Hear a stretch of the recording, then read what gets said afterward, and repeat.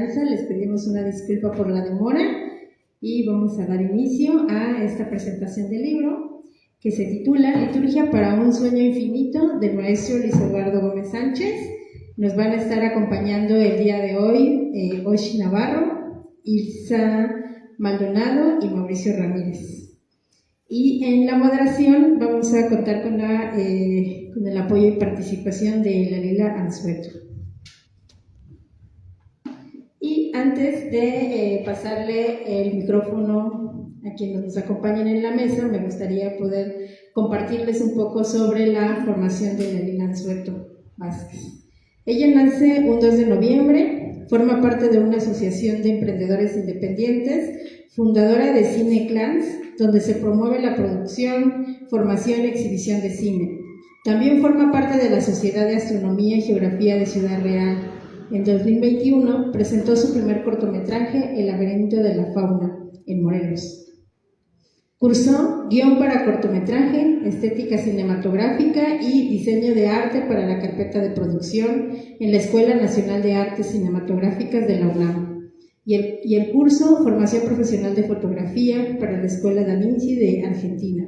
El taller de cinematografía de lo fantástico por la Asociación Mexicana de Cinefotógrafos y en 2026 culmina el taller avanzado de stop motion del taller de Chucho en Guadalajara. Disfruta del tiempo de calidad en familia y conecta con el sueño de las personas a través del arte y el emprendimiento con propósito. Voy a cederle el micrófono a Dalila para que pueda presentarnos y guiar esta presentación.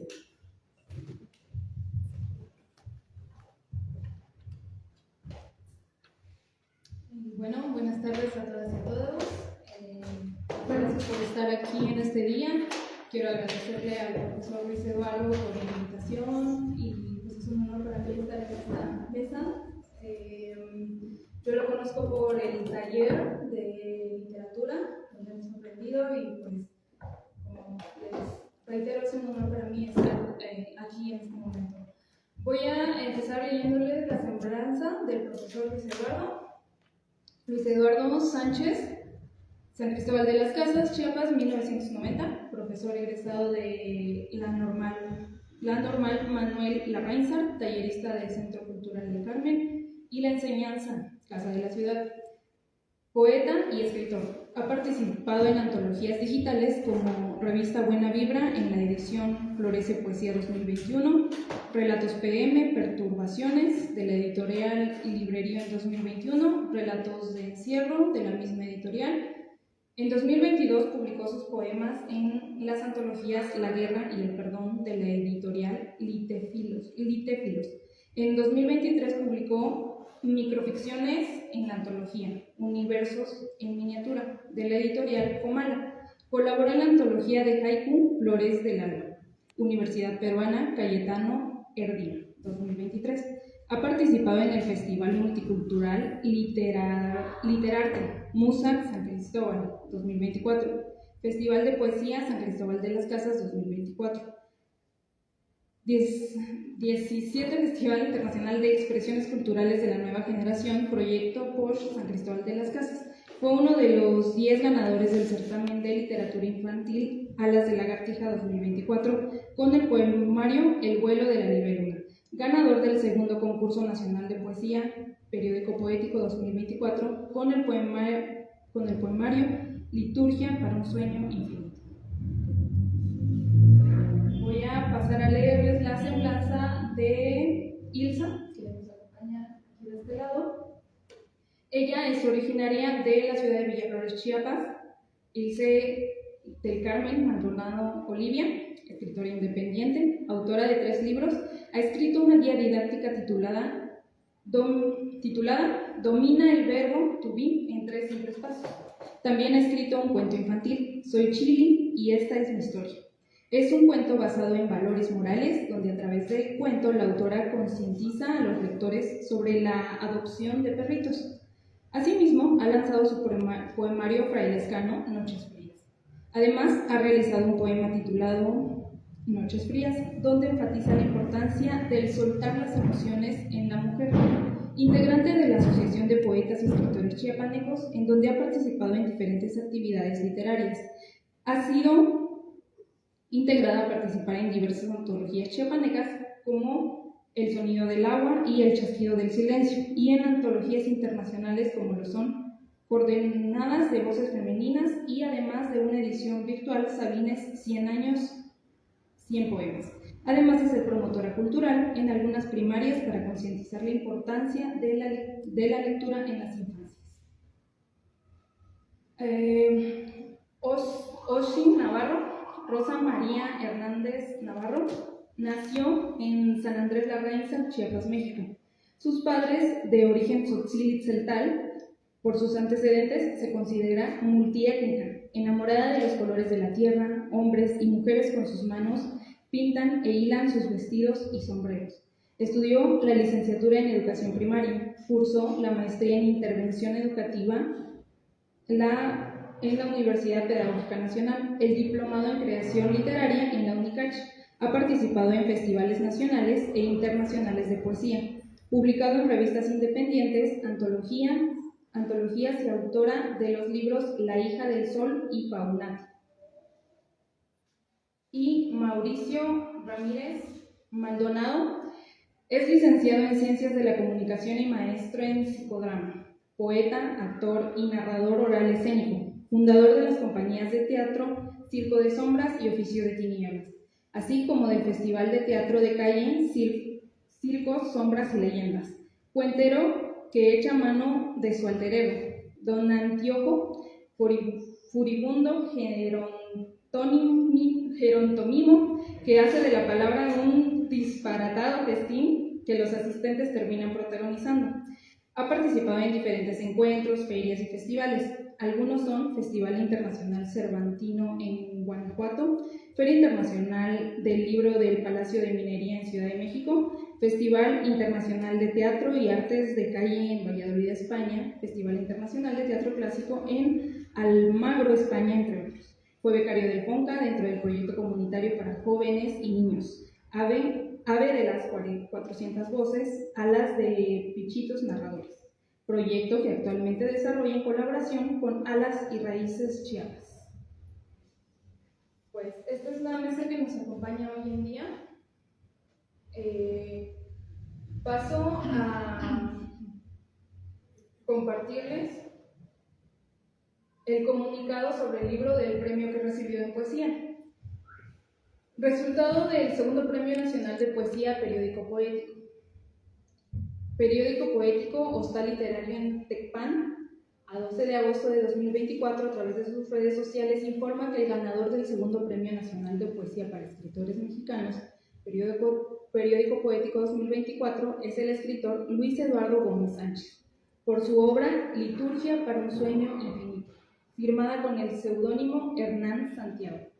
El jurado estuvo conformado por los escritores Elisa Logan, Carla Gabriela Barajas y Jajo Crespo, quienes leyeron todos los trabajos presentados para este certamen y decidieron, después de una deliberación unánime, otorgar el lugar del segundo Premio Nacional de Poesía Periódico Poético de la obra Liturgia para un sueño infinito, del autor Luis Eduardo Gómez Sánchez, registrado bajo el seudónimo Hernán Santiago, por la actualización creativa del conflicto Eros-Thanatos, expresada en ese término por Sigmund Freud, pero de larga tradición en las distintas poéticas del mundo.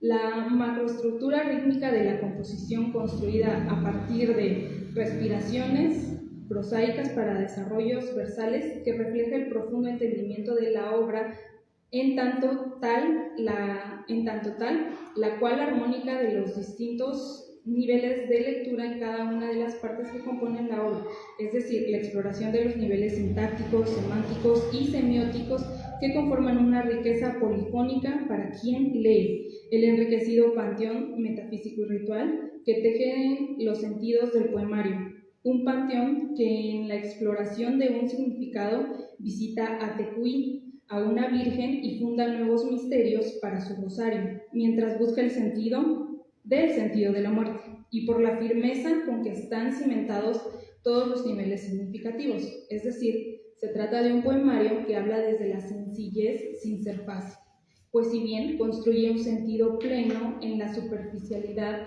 aún guarda sus más íntimos misterios para quienes busquen detenerse línea a línea e indagar en su complejidad. Entonces, pues es un poco de lo que se trata Liturgia para un sueño infinito. Y bueno, empezando con la mesa, quiero preguntarle al profesor Luis Eduardo, ¿cómo nace Liturgia para un sueño infinito?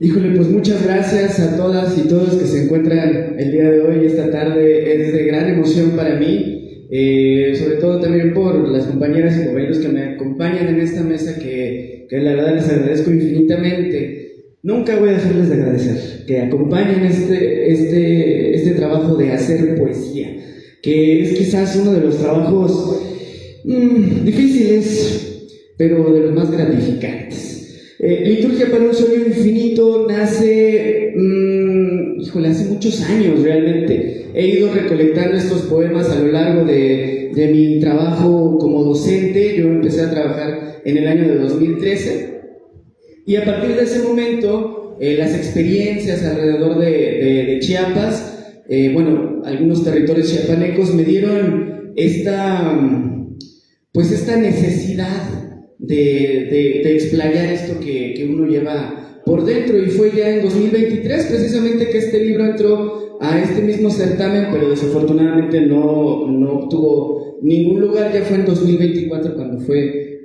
aceptado. Entonces, pues prácticamente como dicen por ahí, pues es mi primer hijo literario. Entonces, pues sí, es un gran amor y cariño que le tengo.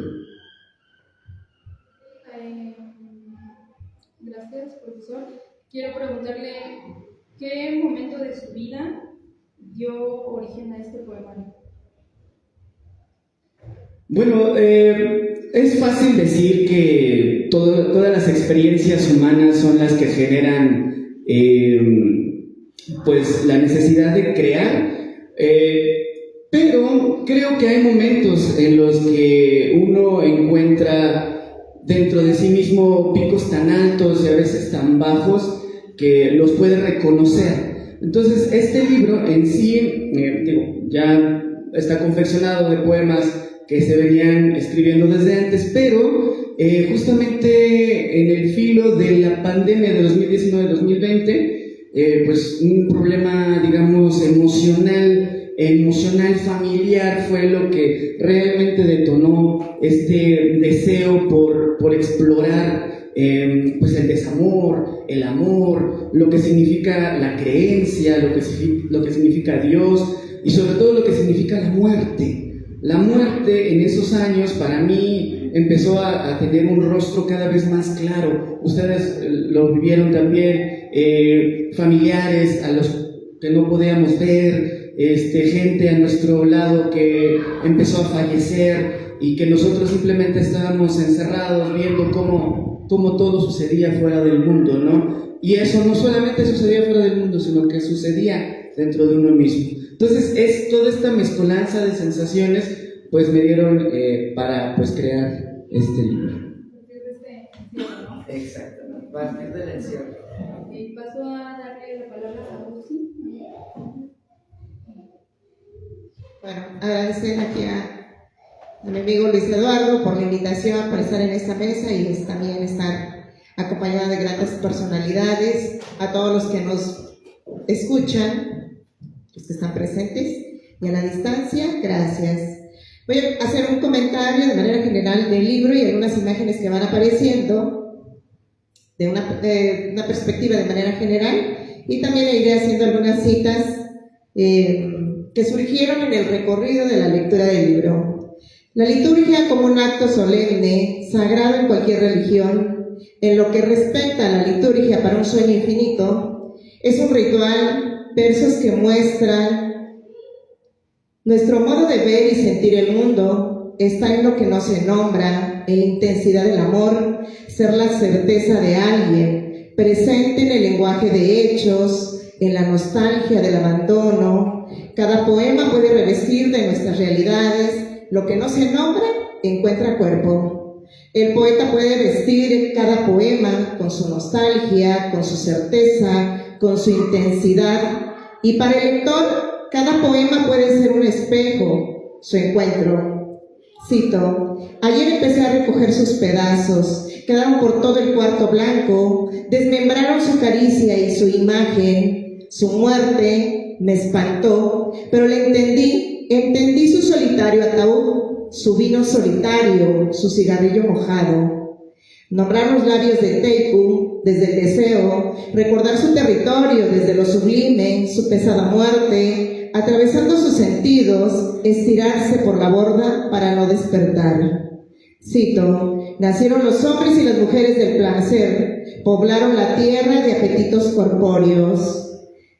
Y la impresión como lector, en estos versos y otros nos van encontrando algunas palabras bíblicas, es decir, la forma de comunicarse en un tono ceremonioso. A la par surge la voz erótica del poeta, con el cual va marcando ese ritual de encuentro con el cuerpo. La lluvia y su ciclo como manifestación de amargura y dolor. Cito: porque era de lluvia mis ojos y evaporando bajo la intensa soledad. Cito: ¿cuándo vendrá la noche? Esta tinta de labios y de huesos con que escribo a la tiniebla de tu adiós. Las memorias eran voces en la cortina de su cuerpo, aún así era un amor quedándose mudo.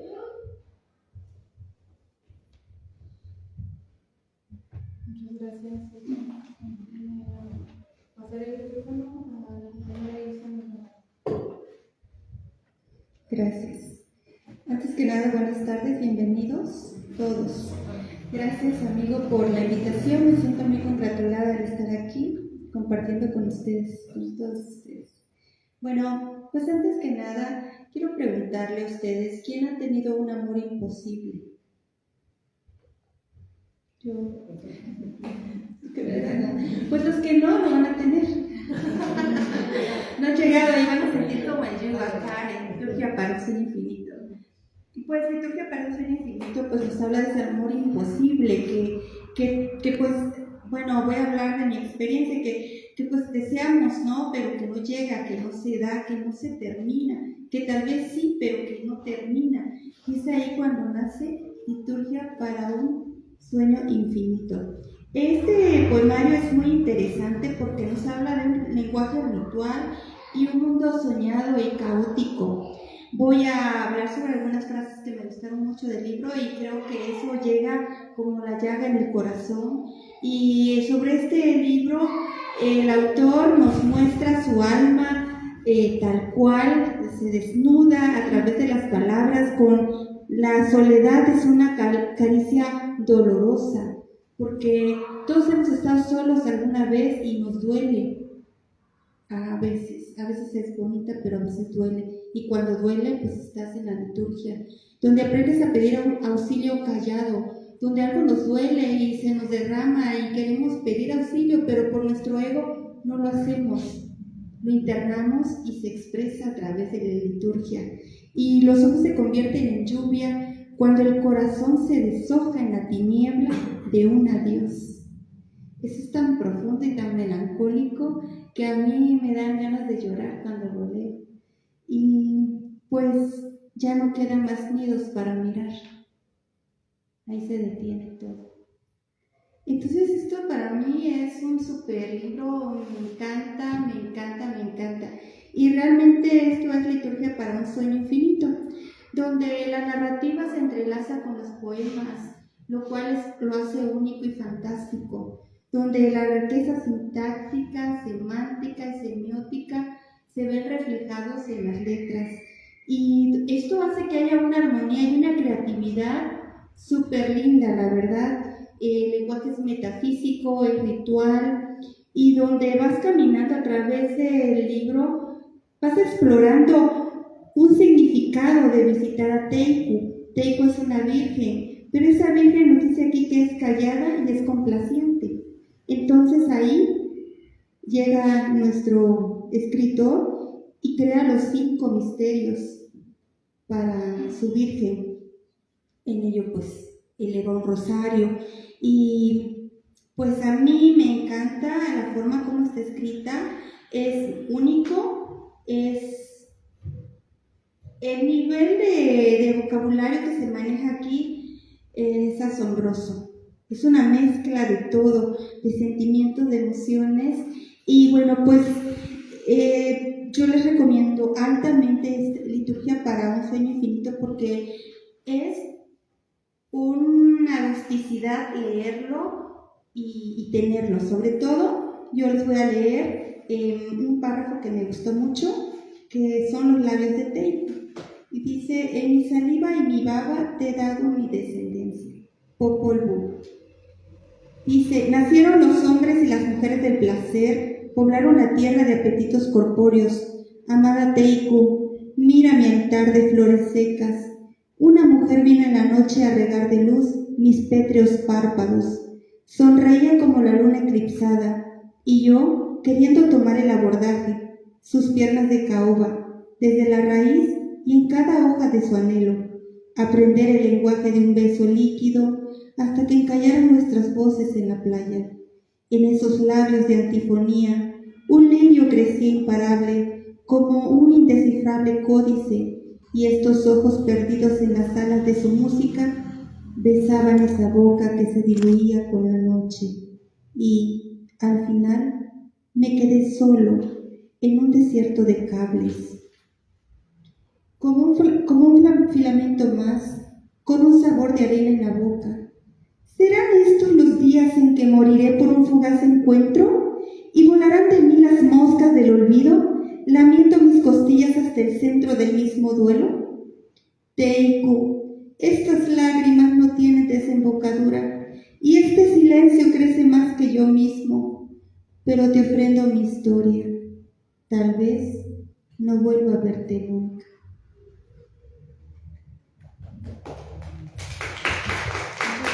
Y sí, reitero que es una riqueza muy genial, riqueza narrativa. Paso el micrófono al compañero Mauricio.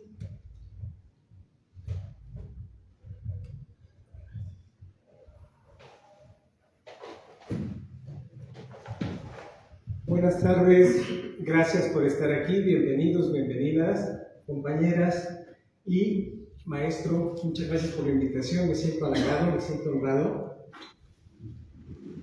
De entrada decirles que el libro a mí me encantó y que ese tendría que ser el objetivo de estar aquí también, que les encante a ustedes o por lo menos generarles la necesidad de encontrar por qué nos encantó a nosotras, ¿verdad? Yo quise hacer una reseña, no porque no me gustara el prólogo y la reseña que hicieron, sino porque pues, me quise aventurar a hacer la propia y quise englobar en esta reseña lo que el libro me hizo sentir, lo que la poesía del maestro Luis Eduardo despertó desde lo más profundo de mi ser y de mis entrañas. Esta es, se las comparto. En liturgia, para un sueño infinito, somos testigos de un trágico culto, el funeral de un muerto de por vida que agoniza desgarrado y que pretende convidarnos de las oscuras ensoñaciones que lo llevaron a precipitarse dentro del ataúd. El dolorido protagonista nos obsequia un recorrido tortuoso, habitado por fantasmas, y su mordaz ataúd toma la forma de una barca que, al más puro estilo de la Divina Comedia, es conducido por el finado poeta Raúl Garduño. Esta nave, que pareciera ir a la deriva, va encallando en los sentimientos más honestos y valientes y sorteando las tormentas más negras que se desprenden de las profundidades del ser. Yo quiero obsequiarte esa reseña, me hizo sentir muchísimas cosas, me sentí identificado también en muchísimos trances y pues me despertó a hacerte muchas preguntas, porque hoy tenemos la fortuna de tener aquí al autor, ¿no? Al autor de todos estos fantasmas y de todas estas ensoñaciones y de esta liturgia que a mí me hizo imaginarme una liturgia bastante lóbrega, una liturgia bastante fúnebre, ¿sí? Entonces, bueno, pues cada lector tiene el derecho y la oportunidad de vaciarse sobre la obra que está leyendo, y pues las obras siempre se vuelven subjetivas en el momento en que el lector las toma en sus manos. Entonces me gustaría a mí hacerle una serie de preguntas, porque tengo yo la fortuna de que este gran poeta sea mi amigo, creo. No. Entonces quisiera yo, hay un tránsito, yo siento que existe un tránsito propio de la Divina Comedia. Siento que el libro está separado en 3 estadios, como si tú tuvieras tu infierno, como si tú tuvieras tu purgatorio y como si tú tuvieras tu cielo. Y en la Divina Comedia, el autor Dante Alighieri es acompañado por el también finado, para cuando Dante Alighieri escribe la Divina Comedia, Virgilio. Entonces, para esta Divina Comedia tú escogiste al maestro, al poeta Raúl Garduño. Raúl Garduño murió en el año de 1980, no se me olvida porque yo nací ese año, a los 30 años. Yo quisiera saber primero por qué escoger a Raúl Garduño. Ilse nos hizo favor de leer algo de lo del poema en donde hablas tú de cómo te ves en un espejo y este espejo se hace pedazos y en estos pedazos comienzan a caer fragmentos no solo del espejo, sino de Raúl Garduño y de ti. Yo quisiera que nos compartieras por qué tu Virgilio en esta obra es Raúl Garduño. Claro que sí, mi querido amigo, por supuesto que sí, la amistad está y siempre estará con todas y con todos.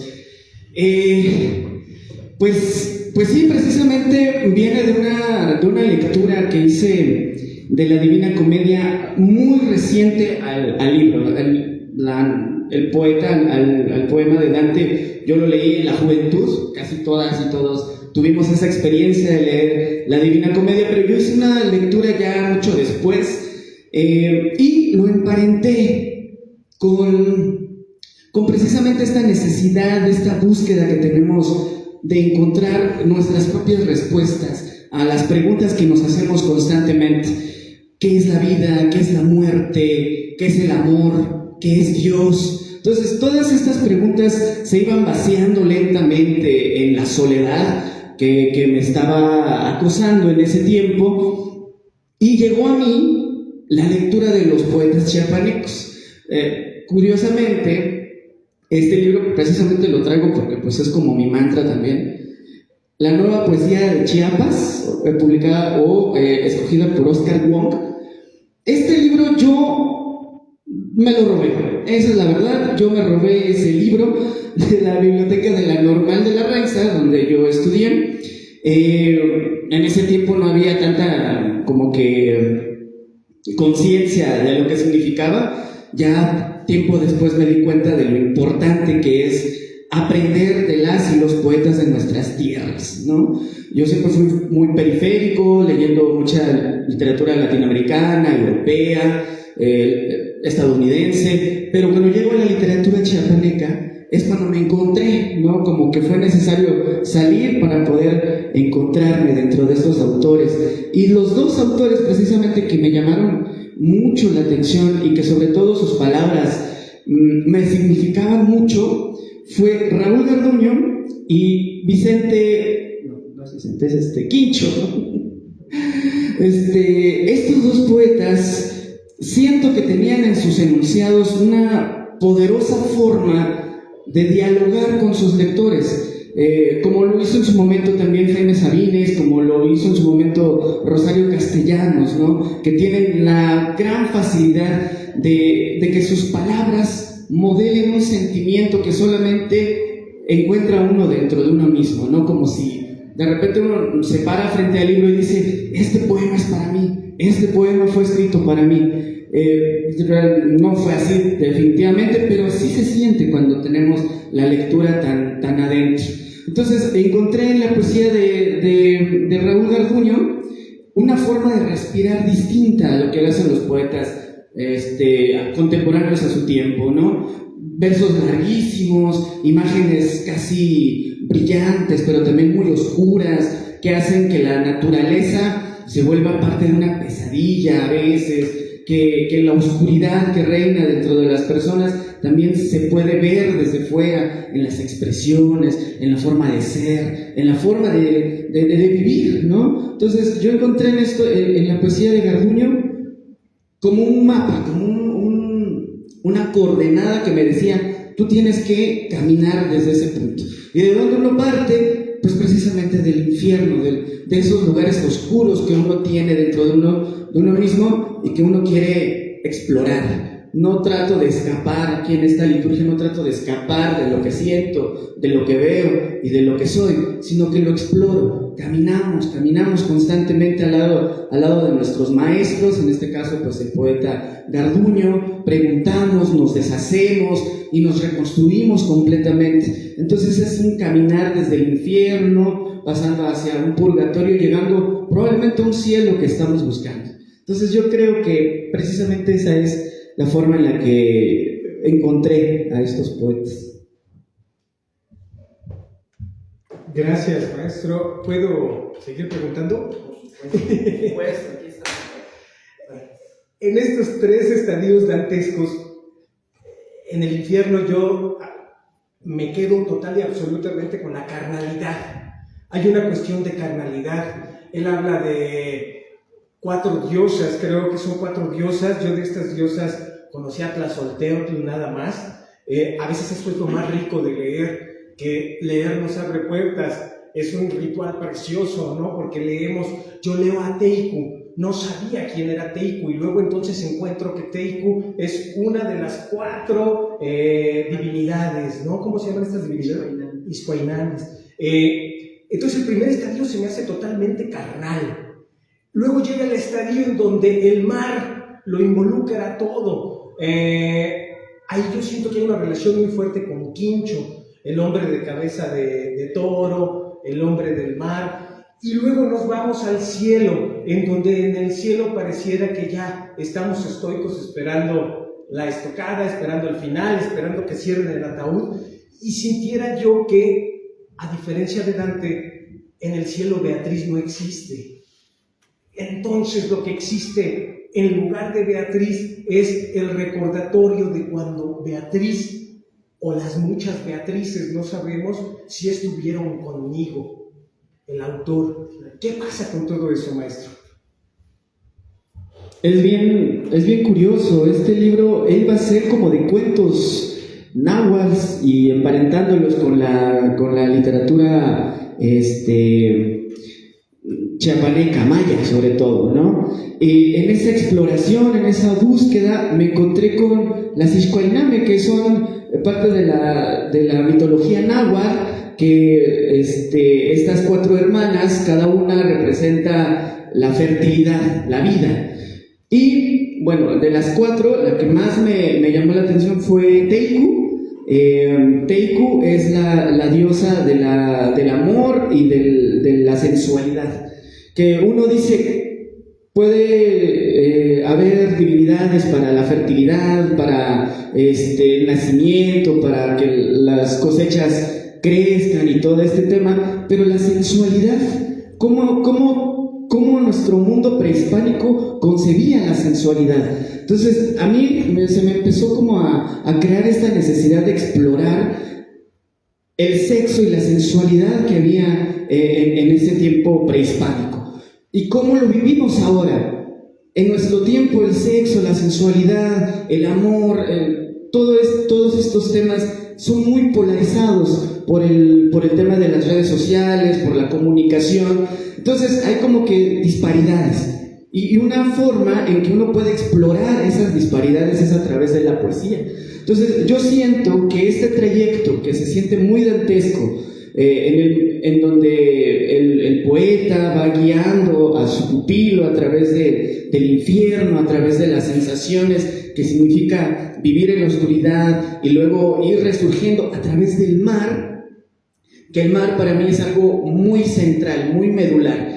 el agua es un elemento que fluye, que se adapta a todas las circunstancias, ¿no? En el poemario hay muchos momentos donde el agua va apareciéndose y toma forma humana, toma forma animal a veces, y también sentimientos, ¿no? Nosotros como personas tomamos la fluidez del agua como parte de nosotros. Quisiéramos ser el agua, quisiéramos ser el mar. Justamente la poesía de Vázquez Aguilar también habla mucho de eso, de cómo encuentra en el agua su hábitat, su forma de poderse expresar hacia afuera, ¿no? De adentro para afuera.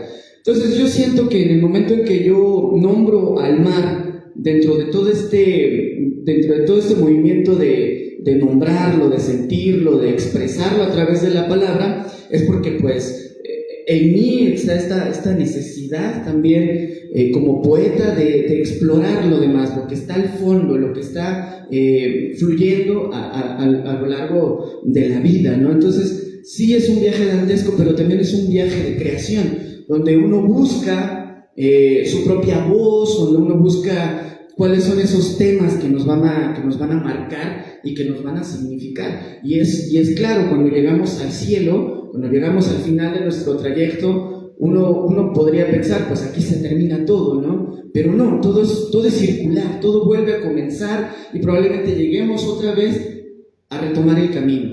Después de terminar algo, volvemos a otros caminos y a otras formas. Entonces, en sí la poesía es un círculo vicioso, afortunadamente, donde no logramos aprender todo, donde todo aquello que logramos comprender o entender se pulveriza y vuelve a significar siempre. Entonces, por eso precisamente esta necesidad de encontrarse con el mar y de encontrarse en otros espacios. Gracias, maestro. Y bueno, una última pregunta. Tenemos ya ahí perfectamente claro que quien nos acompaña en el recorrido es Raúl Garduño. Luego también en el momento del mar, pues, y aquí usas una epígrafe de Joaquín Vázquez Aguilar, de Quincho. Hay un momento, hay un poema, creo que es página 35, en donde dice aquí, y en el dintel ya no hay cuervo. Ese es un guiño a Edgar Allan Poe, al poema del cuervo. Entonces, es difícil que esto sea una casualidad. Yo lo consideraría una causalidad. Si analizamos las vidas tórridas, tormentosas, la poesía también tórrida, funesta, tormentosa, de estos tres, la manera en que vivieron, la pronta muerte, no sé si una muerte precoz, pero sí las tres muertes fueron muertes bastante doloridas. Yo preguntaría, ¿qué pasa ahí? ¿Qué pasa? ¿Son de alguna manera alter egos? ¿Nos estamos desdoblando? ¿Nos estamos proyectando? ¿Son fantasmas? ¿Por qué? ¿Por qué ellos? ¿Qué tanto nos emparentamos en cuestiones poéticas y de vida sobre todo? Claro, y eso es bien interesante porque muchas de las razones de las que ya he platicado ahorita acerca del libro, creo que una de las centrales es promover la lectura.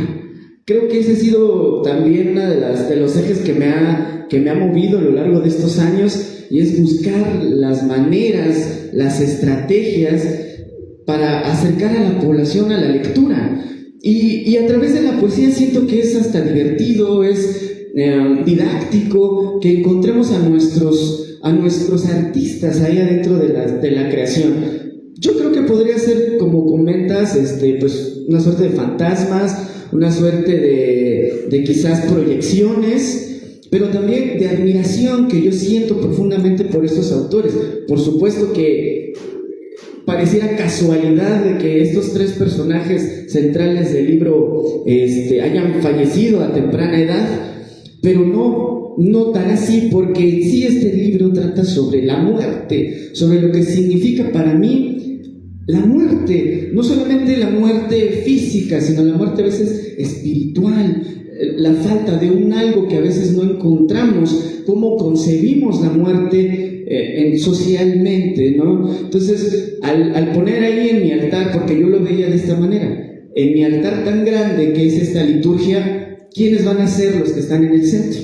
Pues están estas 3 fotografías en el centro, y están las veladoras y las flores y el alimento que en la cosmovisión de nuestra tierra pues es algo grandilocuente y es algo central, ¿no?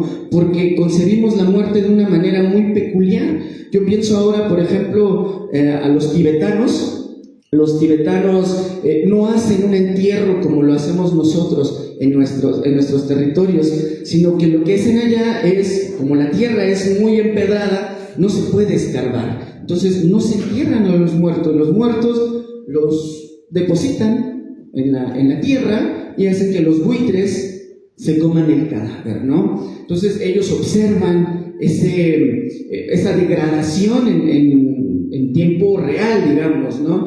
Ven cómo los huesos se van asomando de esa carne muerta, y para ellos ya es el ritual. Eso ya significa la despedida, la muerte como tal. Muy contrario a lo que hacemos acá en nuestro territorio, donde pues precisamente hay liturgias, hay un entierro bajo tierra, vaya, acá en la zona maya, pues a nuestros muertos los cubren de cemento, ¿no? Y también uno pone a pensarse qué símbolos encierra esa situación, ¿no? ¿Por qué encerrarnos a cal y canto, como si aquel que está allá abajo pueda quizá resurgir, o por el contrario, que por fuera quieran profanar esas tumbas, ¿no? Entonces, el tema de la muerte para mí es vasto, es grande, y tengo esta necesidad también de explorarlo desde muchas aristas, desde muchas perspectivas.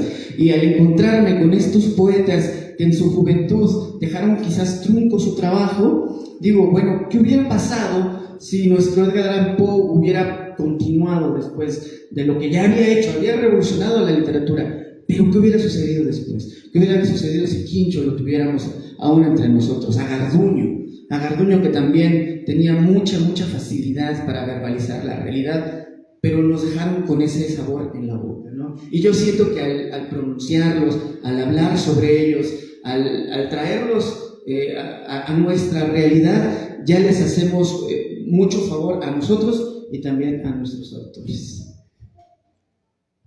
Muchas gracias, maestro. Bueno, muchas gracias. Quiero pasar a preguntarle al profe sobre el título del libro.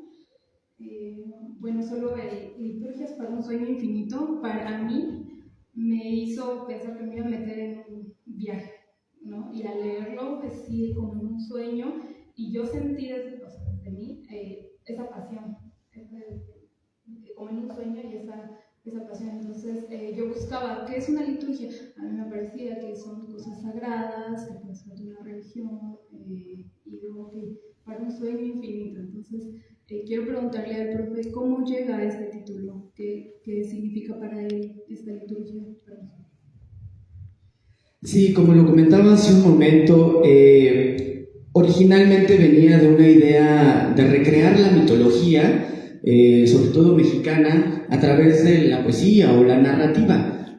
Conforme fui avanzando en mis investigaciones y en mis lecturas, me di cuenta que este libro lo que quería hacer era pues una pequeña Biblia de una creación atmosférica de un dios o una diosa que yo considero en este tiempo necesario, que quizás pueda hablar del amor, del desamor, del apego, el desapego, lo que significa convivir, vivir en comunidad, ¿no? Siento en este tiempo que, como lo comentaba hace un momento, la tecnología nos ha separado dramáticamente, y ahora necesitamos pues un momento de unión, necesitamos alguna vía en la que nos podamos hermanar nuevamente. Y bueno, nosotras siempre hemos sido litúrgicos, tenemos en toda nuestra vida rituales para todo, ¿no? Entonces somos seres ritualistas. Entonces siento que a través de ese ritualismo podemos encontrar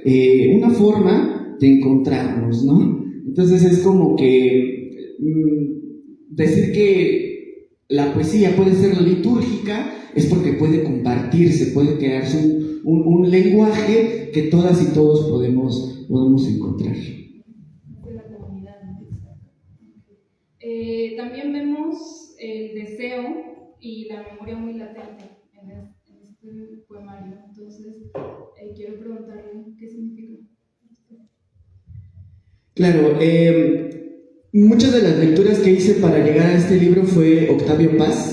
Él tiene un libro que se llama El arco y la lira, donde explora los inicios de la poesía, su historia y sus fundamentos. Y él habla mucho de cómo concebimos la poesía cada una de nosotros.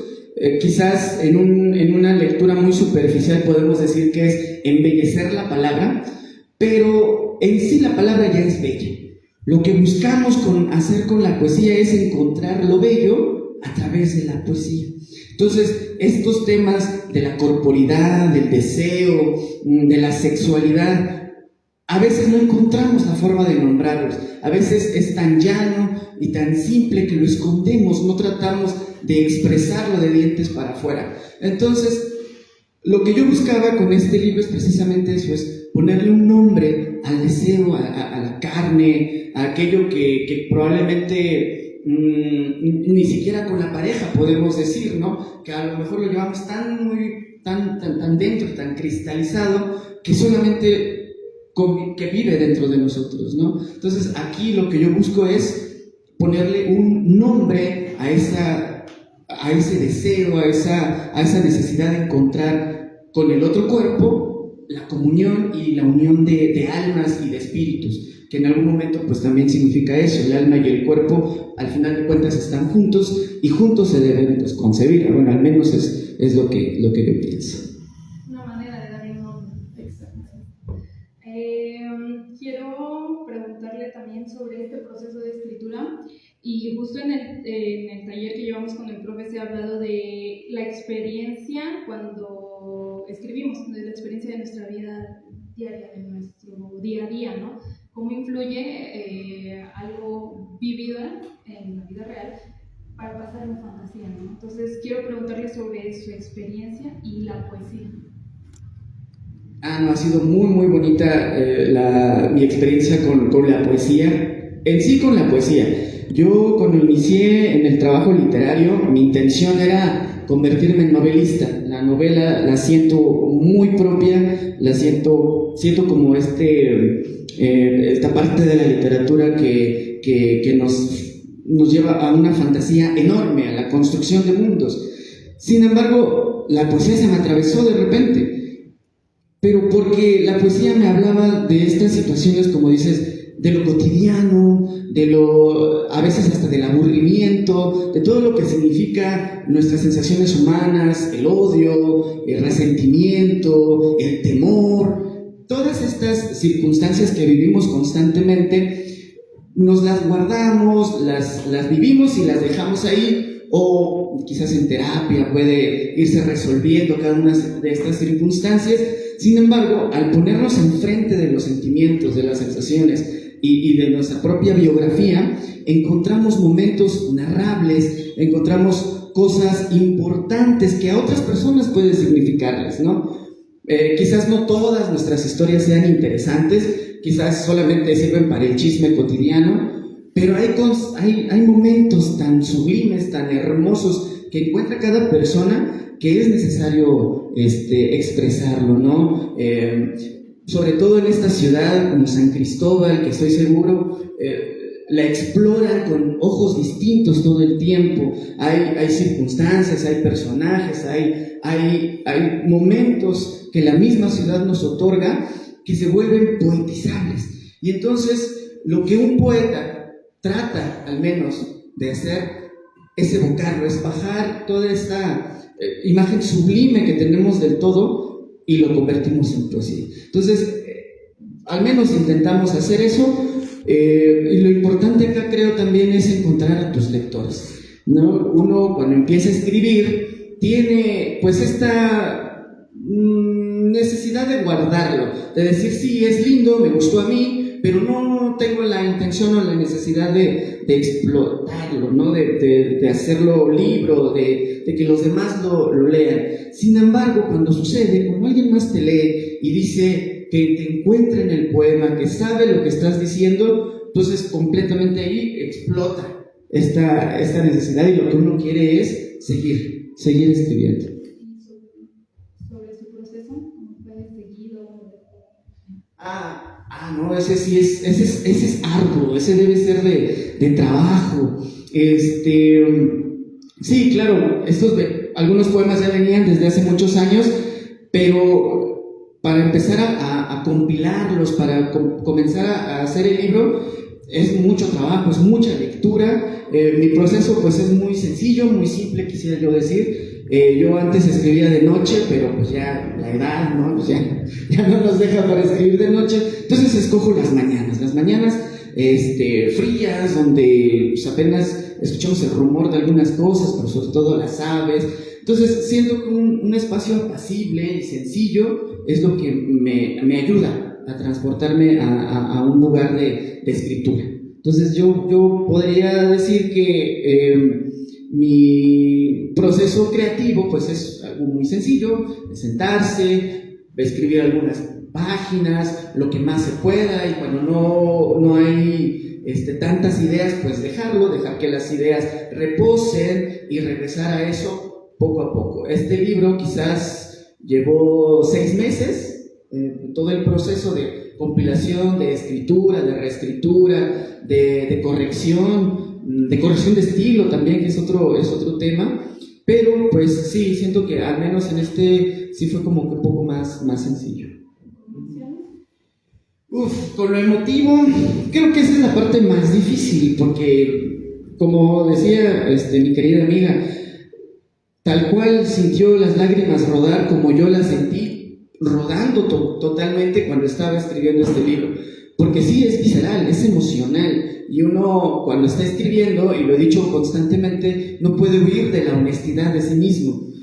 Podemos mentirle a los demás, pero no podemos mentirnos a nosotros mismos. Entonces, cuando te encuentras frente a tu propia honestidad y encuentras que te sientes profundamente triste y derrotado, aflora esta sensación de soledad, esta sensación oscura de no querer estar, ¿no? De ser sin querer estar, ¿no? Entonces sí, es duro, es difícil, pero siento también que llega un momento de alivio, ¿no? Como cuando uno está llorando profusamente y la lágrima ya está hasta el punto de ebullición, que terminamos con un suspiro entrecortado, ¿no?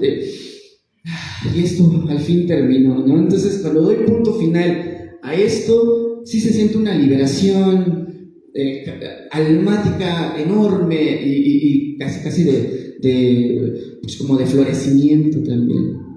Sí. Muchas gracias. Quiero dejar 2 preguntas abiertas a la mesa y al público para aperturar un diálogo. ¿Qué poema nos deja una impresión profunda y por qué? ¿Y qué hace singular este libro? Ahora quiero pasar a leerles rápidamente un texto que dejó una impresión en mí. Me he quedado en una eterna extinción, en un perpetuo eclipse de astros intocables, en un cielo de nubes artificiales. Si pienso en Dios, de pronto todo tiene un sabor idílico, y el último trago me bebe con delirio, y soy la cáscara de una fruta vacía, el cansancio de una jornada ni siquiera iniciada, el inevitable tránsito del mutismo a la nada, una piel que cultivada solo florece en el frío y la ansiedad. Entonces quiero pasarle el micrófono a alguien que nos quiera compartir qué poema le deja una impresión profunda y qué hace singular a Liturgia para un sueño infinito.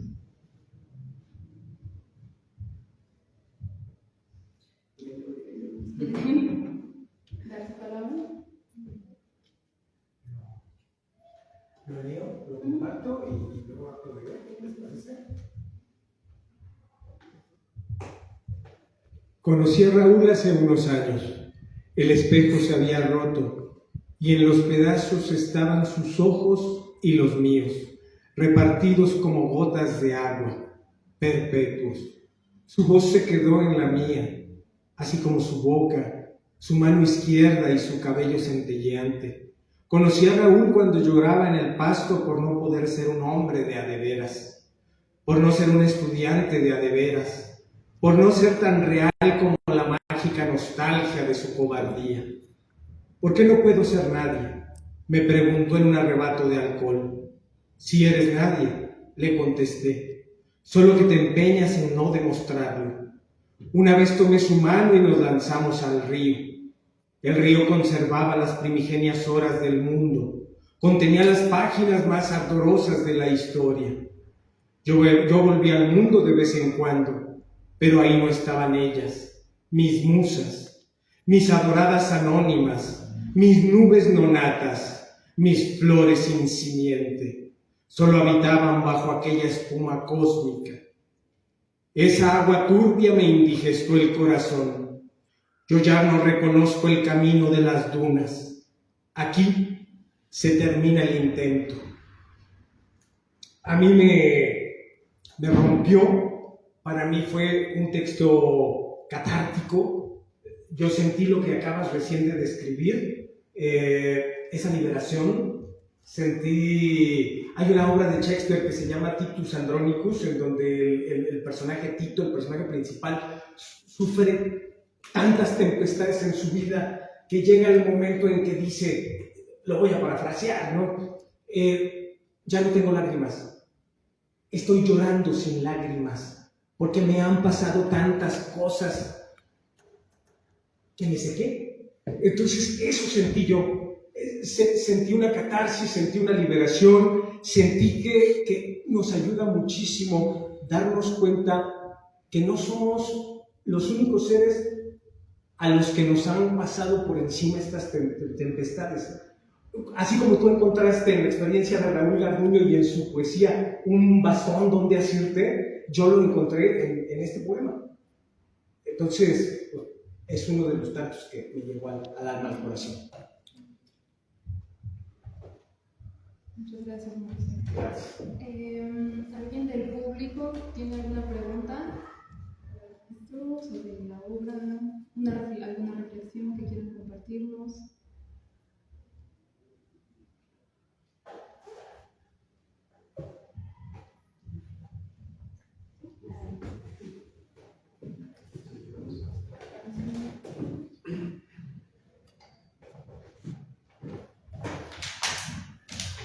Bueno, primero, pues, felicidades por la obra, aunque yo no la conozco, no la he leído, pero varias cosas me llamaron la atención. Y una es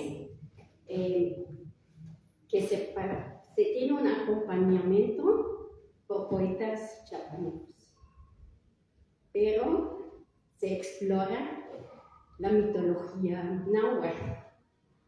Entonces, y además con una estructura que viene más que el otro romano, ¿no? de Europa. Entonces, no sé qué significado tiene eso. Yo pienso que también en nuestros interiores siempre tenemos pues esta lucha, ¿no? Entre todas estas diferentes corrientes, cosmovisiones en los que vivimos, con los que aprendemos. Y no sé, a mí me llamó mucho la atención y tal vez puedas explicar algo al respecto. Claro que sí, y sí es muy muy interesante. Bueno, para mí resultó muy interesante porque mi intención era esa, que fuera tan dispar que no se encontrara realmente una raíz como tal, porque viene, como dice, bien comenta, la mitología náhuatl, de repente aparece la mitología maya, de repente aparece Allan Poe, de repente aparece Vázquez Aguilar, ¿no? Entonces lo que yo buscaba era que todas estas circunstancias y momentos que ya están plasmados, que no se pueden cambiar, las podamos mezclar de una forma que no fuera académica, porque bien pude haberme decantado completamente por la cultura maya, por ejemplo, ¿no? Y todos estos personajes que aparecen fueran conscientemente mayas y que no tuvieran ninguna acepción hacia otros lados.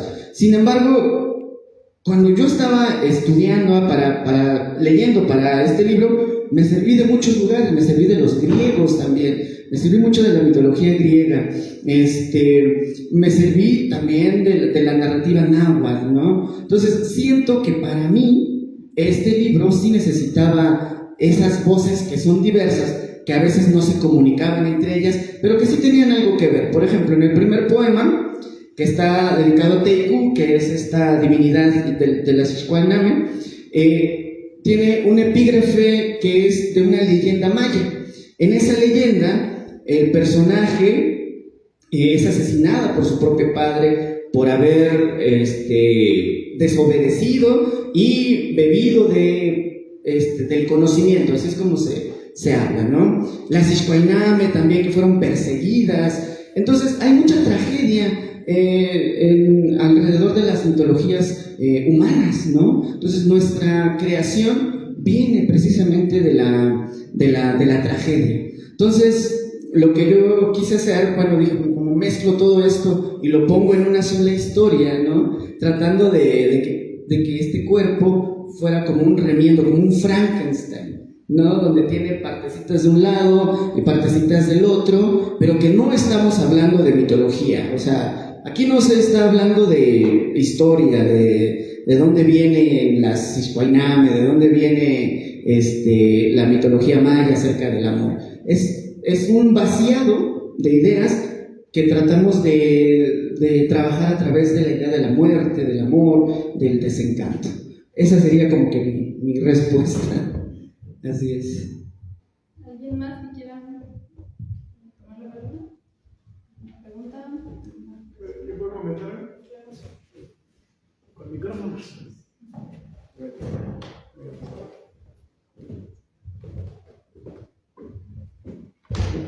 Bueno, yo llegué, no escuché las poesías, si ya lo tuvieron. Solo comentar que venimos de una cultura que siempre ha hecho rituales y siempre se habla de la conquista, pero antes de la conquista había 3.000 o 2.500 años de historia y culturas que permearon sobre las demás y nosotros también somos herencia de ello. Y como bien dices, en lo poco que he escuchado, creo que hemos dejado de hacer rituales para sanarnos, o al menos para ser honestos con nosotros mismos, como bien lo dices, en la intimidad. Y nuestra sociedad nos ha envuelto para hacer y usar caretas sociales, y vivimos desarticuladamente porque sentimos de un modo, pensamos de otro y actuamos de otra manera. Y creo que el ritual de escribir, que también es sanador, reparador, y nos ayuda a reencontrarnos, creo que aparte se vuelve, tu dolor se vuelve arte y puede ayudar en este camino que muchos, como lo decía el compañero, me ayudó, me identifiqué y pasamos por muchas situaciones. Y hay un inconsciente colectivo que no, de todas maneras, habitar el mismo territorio, creo que el escribir puede ser el punto de encuentro y al menos poder estar platicando y crear estas atmósferas de cómo estás tú, yo me siento así y te puedo dar a conocer de mi ser a través de mi poesía. Si te sirve, estaría padre. Eso es lo que puedo comentar. Gracias.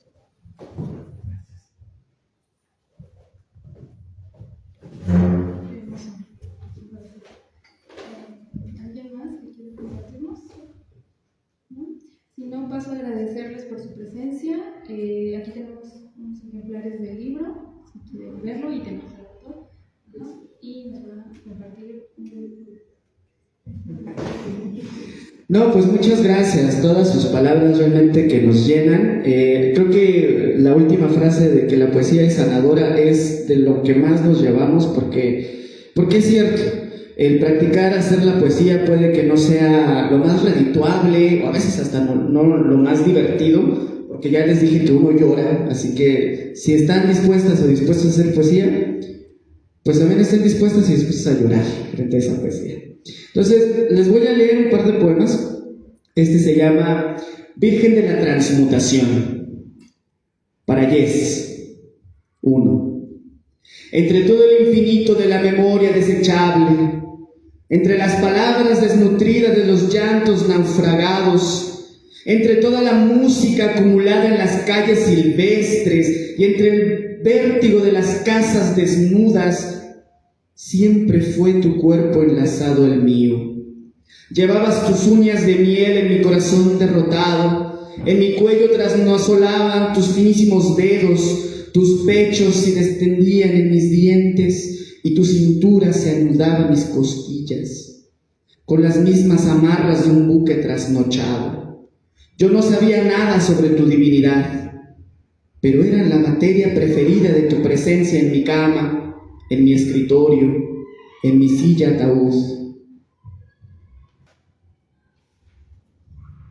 Pero te he visto volver como una tormenta a lo lejos, todas tus centellas abriendo mis cortinas, moviendo tus nubes hasta mi casa abajo, la perpetua sombra transfigurada en un silencio de atardecer, y me acordé que te recordaba, porque de pronto nada tuyo quedaba dentro de mí, y esa era la verdad.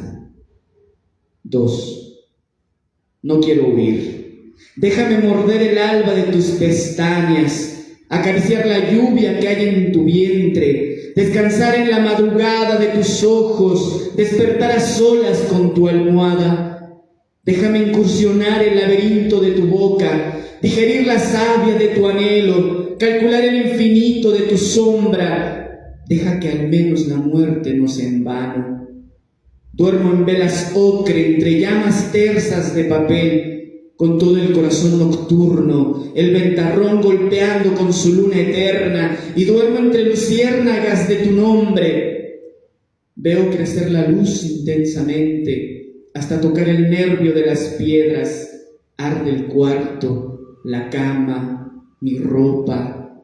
Arde un pájaro al alba precipitada. En este vacío me detengo a ver los nubarrones, y en esta calma miro mis piernas mutiladas.